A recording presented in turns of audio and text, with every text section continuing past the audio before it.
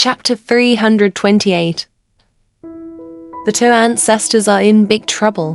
When Assistant Sun ran to the entrance of the cinema, his mouth was full of words. F***ck. The entrance of the cinema was filled with people. The two ancestors were in big trouble this time. With so many people, even if President Su was really a general, he wouldn't be able to handle them. Moreover, he was only the general's assistant, so it was even more impossible. Open more occasionally. What should he do? How was he going to save the two trapped ancestors? Fortunately, F Group's headquarters wasn't too far away from here. Young Master Ya should be taking over President Su's meeting today.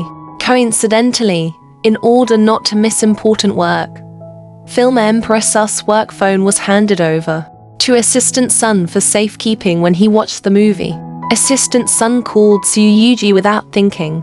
Su Yuji was in a meeting with a group of high-level leaders to discuss the details of the big project he was fully responsible for. It was so boring that his hair stood on end.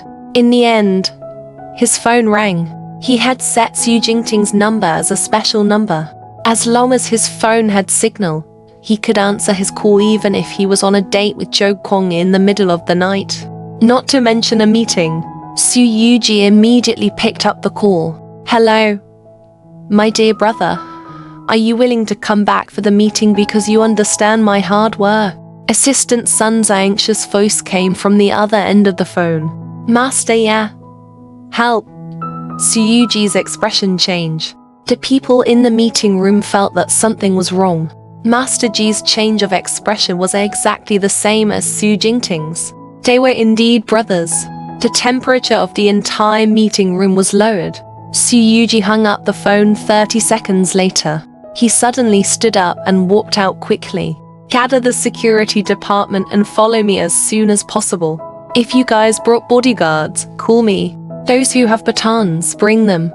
Those who don't have logistics department brooms and mops, take any golf clubs from the office. Speed.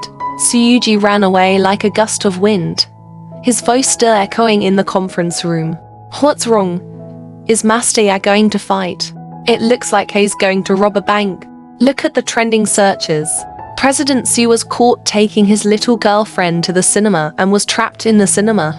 No wonder young Master Ya is so anxious. What are you still talking about? Hurry up and save her. If anything happens to President Su, we won't be able to meet such a leader in 100 years.